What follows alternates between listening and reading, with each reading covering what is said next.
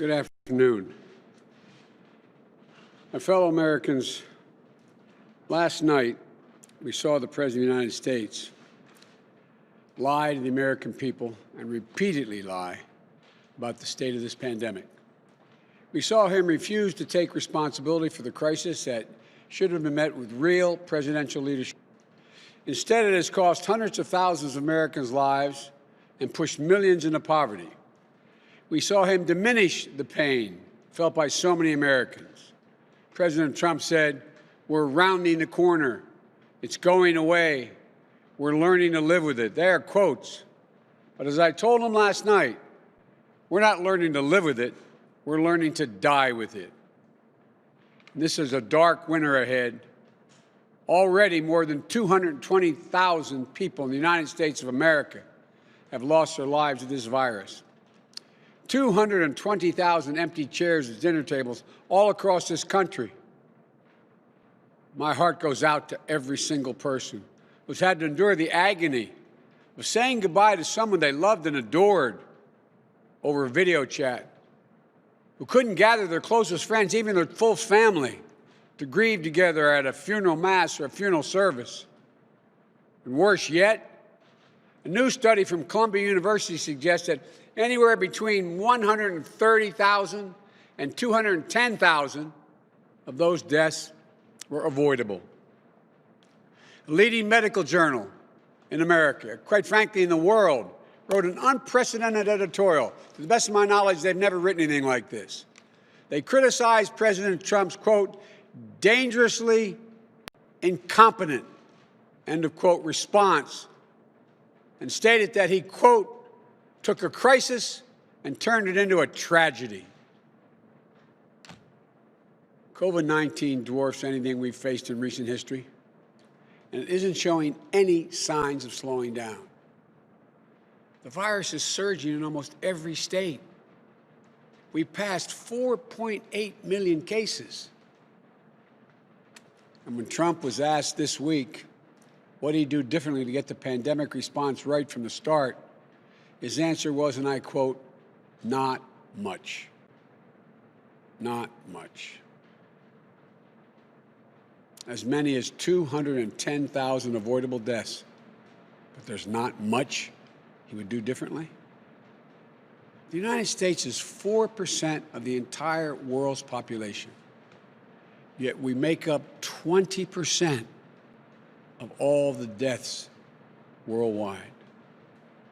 If this is a success, what's a failure look like? We're more than 8 months into this crisis, and the president still doesn't have a plan. He's given up. He's quit on you. He's quit on your family. He's quit on America. He just wants us to grow numb and resigned to the horrors of this death toll and the pain it's causing so many Americans. But he can't erase his own words or deeds. In February, he knew just how dangerous this virus was. He told Bob Woodward in a taped interview, this disease was deadly, far worse than the flu. But instead of telling us how bad it was going to be, according to the New York Times, his administration only gave Wall Street investors a heads up. And they made a bundle, doing something called selling short or betting against the market. So Wall Street knew what was coming, while the rest of us took the full brunt of it. In June, when we began to see the resurgence of COVID-19, I called out President Trump for wavering and waving the white flag of surrender to the virus.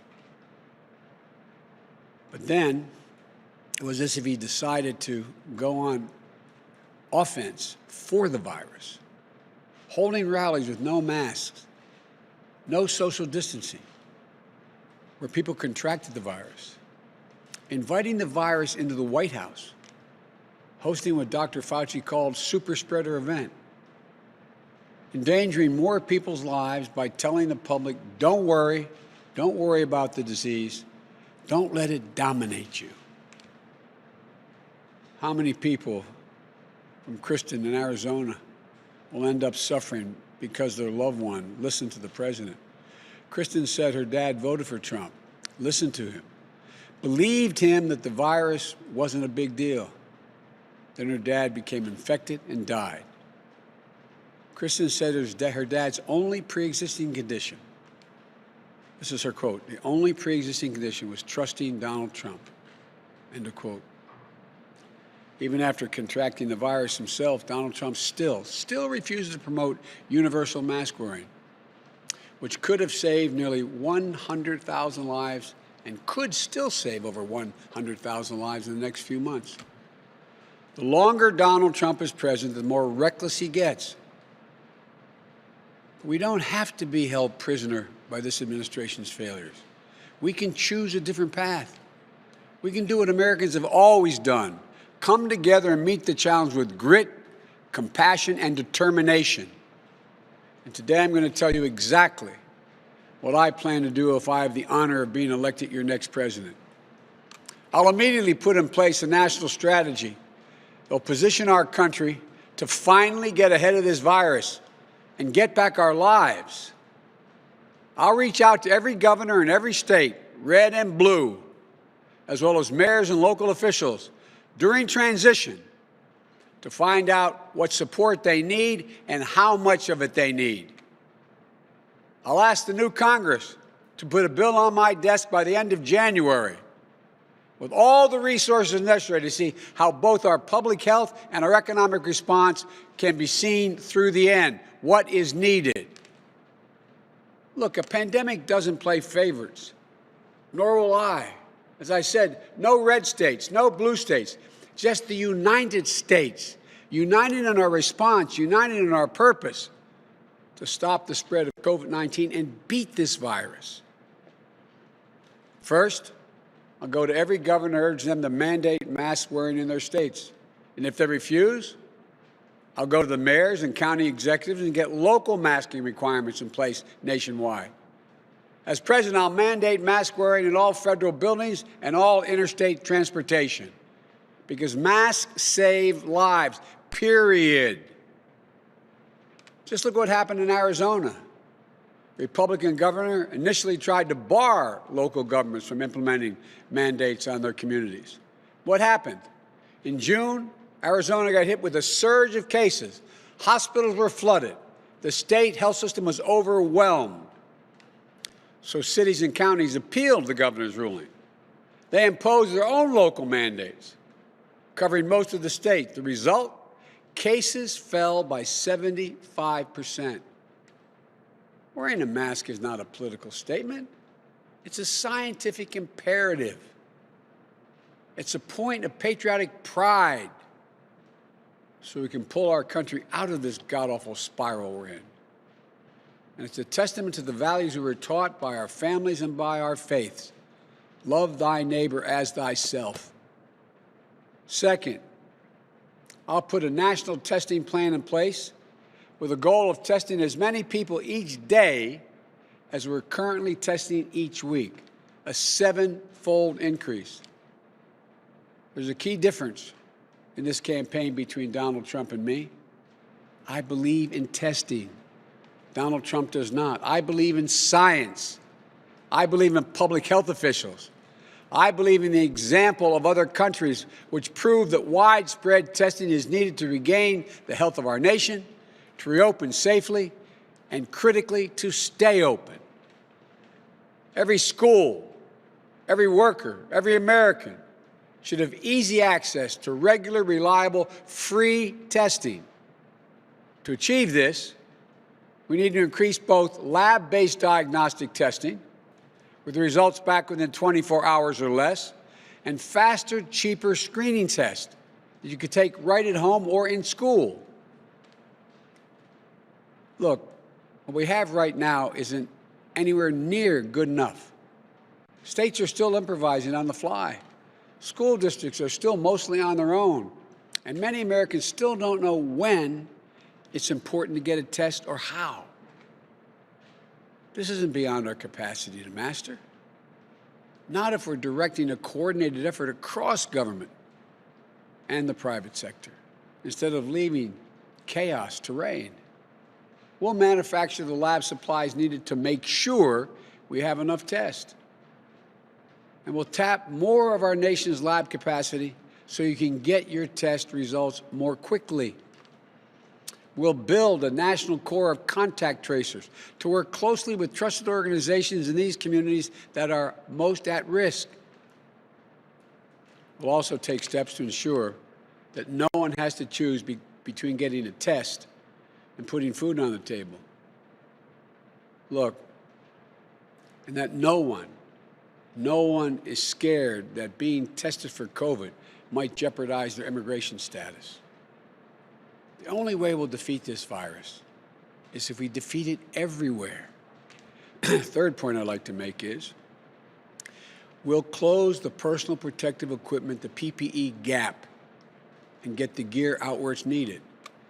Every healthcare worker will have a reliable supply of properly fitted N95 masks. It's unconscionable. There are more than 8 months into this crisis, and frontline healthcare workers are still rationing their personal protective equipment. As president, I'll use the full power of the Defense Production Act to drive the manufacturing of personal protective equipment, masks, gloves, gowns, and more, and ensure this is distributed equitably. Look, we won't stop until the nation's supply exceeds the demand and our stockpile is replenished, especially in hard-hit areas and in communities that are disproportionately impacted by the virus. I will appoint a fully empowered supply commander who's in charge of filling in the gaps. We'll make sure we can manufacture critical supplies right here at home so we're not dependent on other countries in this crisis. Fourth, we'll provide consistent, reliable, trusted, detailed, nationwide guidance and technical support for reopening safely, and the resources to make it happen. We need a single source of guidance that we can trust, where we know the information won't change for any reason other than the science that guides it. Not political expediency, not public image. It won't be easy as to open or close. Social distancing isn't an on or off thing. And we're learning more every day about the virus and how it spreads. We need to be able to adapt and adjust our behavior to responsibly respond appropriately. But schools and businesses can't make responsible decisions if they don't have the information, the science. It's not just more detailed, effective guidance they need. It's consultations and technical support so people have a place to turn with their questions. It's having a government that's in your corner, not a government that's turned its back on you. And once we get our federal, state, and local governments working together, once there's universal masking, enough PPE and testing to go around, science-backed guidance to help us make the right decision, then we can get our kids back to school safely, our businesses growing, and our economy running again without wasting another minute. As I said last night, I'm not going to shut down the economy. I'm not going to shut down the country. I'm going to shut down the virus. And finally, we'll be focused on developing safe and effective treatments and distributing a safe and effective vaccine. President Trump claims he found a cure. Well, let me tell you, yet we have 1,000 people dying each day. More than 40,000 people are in hospitals right now battling the virus. Life-saving therapies shouldn't be just available to the wealthy and the well-connected. We need to make sure they're available to everybody, available and affordable. It's also possible we could learn any day that one of these vaccines currently in trial is showing itself to be effective. That will be a wonderful day for our people and people around the world, everywhere, whether it comes next week or in the next 2 months. But it will still be many months before any vaccine is widely available. And we need a president who will take responsibility for making sure it gets to every single person in this country in a way that's equitable and accountable. We need a president who, in the meantime, is doing his job to protect the American people. Once we have a safe and effective vaccine, it has to be free to everyone, whether or not you're insured. Let me say that again. The vaccine must be free and freely available to everyone.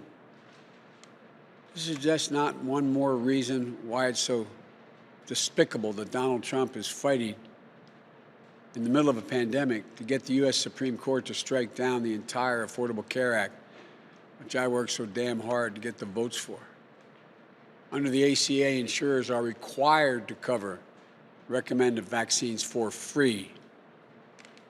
So overturning the ACA would mean people have to pay to get COVID-19 vaccine. That's wrong. Very, very wrong. Unlike Donald Trump, I believe health care isn't a privilege. I think it's a right.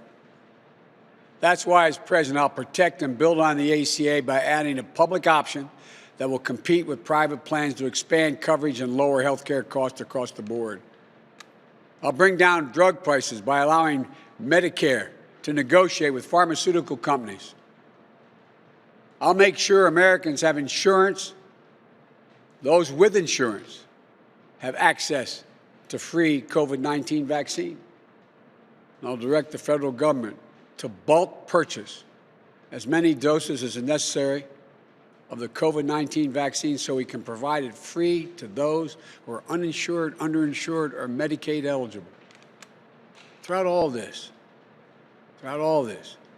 yes, Mr. President, I'll listen to the scientists and I'll empower them. I know how much President Trump has damaged faith in our institutions, in our leaders, in government itself. We have to rebuild the trust between the public and its public servants. It's one of the most difficult tasks we'll face in the coming years. But if I'm elected president, I'll always give it to you, as FDR said, straight from the shoulder. I'll deliver on my promises. I'll listen to the American people, no matter what their politics. I'll let the doctors and the scientists speak freely so you can make the best decision possible for yourself and for your family. And I won't let 4 years of Donald Trump rob us of the most fundamental American qualities, our hope in the future and our faith in ourselves. We can beat this virus. We're not too divided to achieve big things. We're America. We can do this. We've never failed when we work together. Imagine a true nationally coordinated plan where we spare no expense so our schools have the resources they need to reopen with full health and safety protocols in place. Imagine every small business getting a restart package that helps cover the cost of installing plexiglass, providing PPE, and more to minimize the risk of exposure for customers and workers. Imagine our older Americans and people with disabilities having the peace of mind that comes with trusting that the public health system is working for them. Imagine, instead of staying locked up in their rooms, they're able to hug their grandchildren or those who they love and haven't been able to see. Imagine if you're a member of a community that has been hit particularly hard, Black, Latino, Asian Americans, or Native Americans. Imagine a public health and economic response that treats your needs as a priority, not as an afterthought. Imagine a day in the not-too-distant future when you can enjoy dinner with your friends and your family, and maybe even go out to a movie. Or when you can celebrate your birthday, weddings, graduations, surrounded by your nearest and dearest friends. That's the Biden-Harris agenda to beat COVID-19. It's going to take all of us working together, and that's not hyperbole, all of us working together, watching out for one another. We're all still going to have to wear our mask, a practical social distancing a while longer. It's going to be hard, but if we follow the science and keep faith with one another, I promise you, we'll get through this and come out the other side much faster than the rate we're going now. Look, you all know this. The American people have always given their best to this country in times of crisis. And this time isn't any different.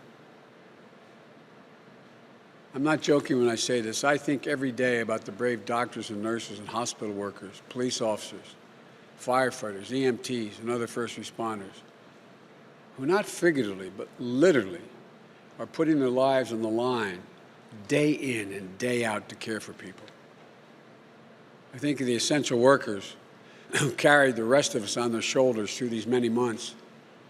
The grocery store clerks, the delivery clerks, the drivers, the folks on the assembly line, the meat packers, and so many more. People too often overlooked, undercompensated. They've given the best to their country when we need them the most. Think of the small businesses who moved heaven and earth to try to take care of their employees and keep their businesses open. And sadly, of all those who couldn't because they didn't get the help they were promised. I think of the parents juggling working from home with the added demands of overseeing their child's educations. I think about the educators who are spending hours learning how to teach online. They're doing what they always do, giving above and beyond for their students. I think of the families and the communities who've stepped up, donating to charities, doing grocery runs for older relatives and neighbors, finding new ways to connect and support one another. That's the America we know. That's the United States of America. That's who we are. And like John F. Kennedy, when he committed to take us to the moon, he said, "I refuse to postpone the possibilities that exist for this country. I refuse to postpone. Refuse to postpone the American purpose that will not only lead our country back, but lead the entire world." There's no challenge. There's no challenge we cannot meet. No enemy we're unable to face. No threat we can't conquer. We stand together, united, bound by our common resolve, determination, and values. Folks, together we can harness the unlimited potential of the American people, not just to get back where we were before this virus hit us, but to get back better. I promise you, and you know it in your heart, we can do this. We must do this, and we will do it together. You know we can do it. This is the United States of America. May God bless you all, and may God protect our frontline workers and all those who have lost a loved one. Thank you, and keep the faith.